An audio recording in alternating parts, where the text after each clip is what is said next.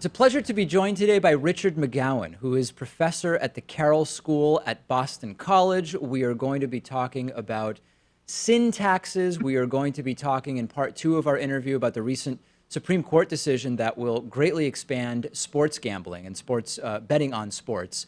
Richard, thank you so much for joining me today. Great to be with you, David. So let's start sort of broadly. I mean, when we are talking about activity that the government has identified as problematic in some way, or activity that the government wants to curb or encourage people not to participate in, one possibility is criminalization. Another is regulation, which includes taxation. Can you give us sort of a general sense of what the issues at play are when an activity has been identified that we want to curb, and sort of what possibilities there are in how we want to manage that? Well, let's just first list the traditional, what we would call sin industries, and add a couple of new ones now. Traditionally, it started out with alcohol, because in the United States, clearly the first thing that was taxed was alcohol, and of course we had the Whiskey Rebellion from that. Then we had cigarettes, and then finally you had gambling in its own little form. Now, ironically, we're adding marijuana.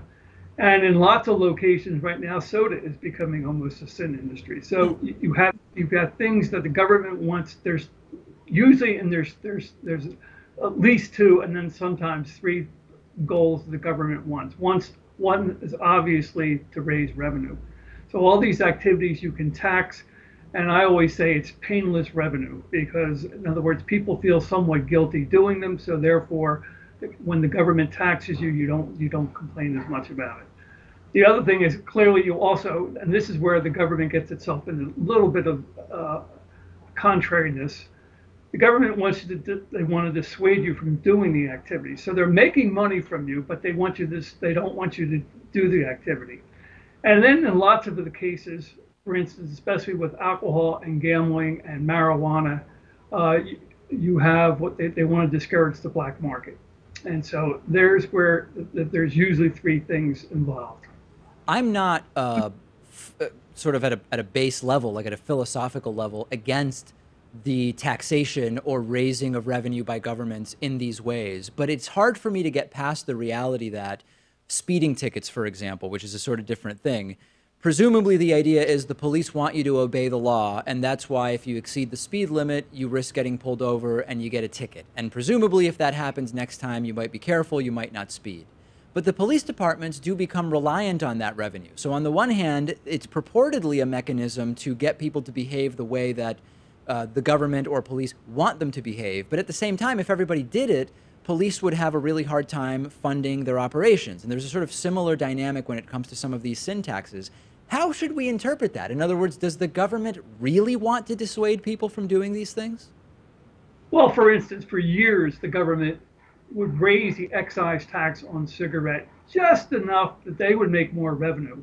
But clearly they didn't raise it enough to dissuade people.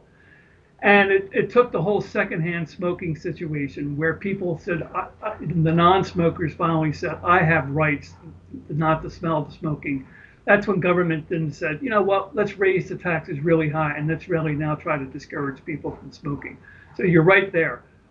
For instance, in the alcohol industry, you really nailed it. It's interesting. In the vast majority of states, beer is taxed at a much less rate than distilled spirits. And somehow it's interesting sometimes the government also declares the type of activity that they actually want you to do, even if it is a sin industry. So clearly in most states, the government would prefer you to drink beer and not distilled spirits, and wine is considered in between. And let's look at gambling. The government has a monopoly on lotteries, and therefore really what they really would prefer you to do is to spend your money on lotteries. If you have casinos in the state, you only tax them at mostly between 25%. So clearly the gambling dollar from the government's point of view is better, much better. And notice the government does try to make you feel good about betting the lottery, even though it's a horrible bet. When we talk about something like the lottery, or maybe with alcohol, or with any of these, is there a way that, or let me rephrase it in a different way, If the government truly wanted to just get people to stop doing this altogether, what would actually be the action that they would do? Would it be setting the tax so high that it would no longer be a viable business? Would it be full out criminalization, even though we know that with many of these vices, it just creates a black market? It doesn't actually get people to stop. Like, if the government, rather than raising revenue, wanted to actually stop people from engaging in this activity, what would be the most effective means of achieving that? I mean, the problem with raising the tax up too high is the very thing you just mentioned a minute ago, is that you'll create a black market. For instance, with cigarettes, it became let's go back 50 years, David, and it's really kind of interesting. We went back 50 years ago, almost 40% of the adult population smoked cigarettes, and you had one state with a lottery, New Hampshire, and you had one state with casino gambling. And now, 50 years later, or 55 years later to be exact, you now have 28 states with some form of casino gambling. 48 states have some kind of a lottery. And notice gambling has been accepted, cigarettes have not been accepted. So what you're getting at there is, can the government, when the government goes after a sin, does it make it culturally not viable anymore? So that's the interesting thing with cigarettes. I mean, they got taxed, and it's almost as if the government said, all right, let's really tax them now, put an end to it, and that way we'll save one's health care. But with gambling, we're not going to do that. And so why gambling is socially acceptable to the government versus cigarettes. But in general, I would say it's going to be taxes. But I also say that the government has to, for instance, with cigarettes, they could start doing a lot more on anti-cigarettes. But I guarantee you they are not going to sponsor anti-gambling ads. You've worked as a consultant to help states look at how they want to regulate casino and lottery operations without obviously sharing private or sensitive information for us. What are the sort of dynamics of those discussions with states? In other words, is the attitude of the states when they're speaking candidly with you, if indeed they are, and I don't know if they will even speak candidly with you, do they say, we don't really think that this is a good thing, but we're going to allow it for revenue purposes? Or sort of like, what's their attitude when they are having these discussions? Well, I think you just nailed it, David. No one is ever going to be saying, I'm pro-gambling. What you say is, people are doing it. We'd like to put the black market or the organized crime out of the business. So therefore, let's get the revenue, and maybe we can do some good with the revenue as opposed to what organized crime could do with the revenue. So let's give you an old story, but it's a very true story. When Massachusetts first started its lottery, how they set up their game, the daily number game, they went and they raided the bookies in the north end of Boston, where all the bookies were, found out how the bookies set up their game, gave a certain amount, they gave better odds than the bookie, and they put the bookies out of business. Ironically, that also forced the organized crime into drugs. So I would probably, your answer is, most people are saying, how do we deal with the addiction issue with gambling? At the same time, people are going to gamble, so let's get to the revenue. And is that the same sort of logic you would apply to marijuana legalization? It's exactly the same. Well, the thing with marijuana is it's interesting. Once again, it is the same. You'll want to raise the revenue. You're going to probably try to discourage too many people from doing it. And at the same time, you want to put the black market out. So the big thing with marijuana is, what's the tax rate you're going to put on, so that people would rather go buy it from the state than from organized crime. Let's pause there. We're speaking with Richard McGowan, who's a professor at the Carroll School at Boston College. We'll pick up our conversation with him tomorrow. We're continuing our conversation with Richard McGowan. He is a professor in the Carroll School at Boston College. We've been talking about sin taxes, the taxation of alcohol, marijuana, regulation, etc. And I want to get now to the topic of sports gambling. We've had a recent Supreme Court decision stemming from an appealed case from New Jersey, which is going to make it easier and possible for sports gambling to expand to many more states.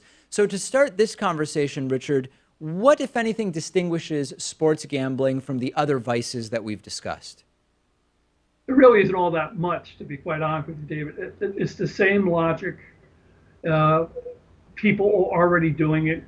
There's lots and lots of people doing it. Now, there is one huge difference with sports gambling, and that is the vast majority of people who sports gamble are doing it online. They do not go, they don't go, and so it's not going to the local bookie and things like that anymore. So again, but the logic here is New Jersey decided they needed something that would make their casinos unique in the Northeast. They wanted to have casino gambling.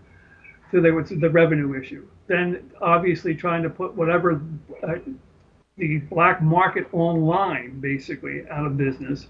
And then finally they're trying to discourage consumption somewhat and trying to put age limits and things like that on it.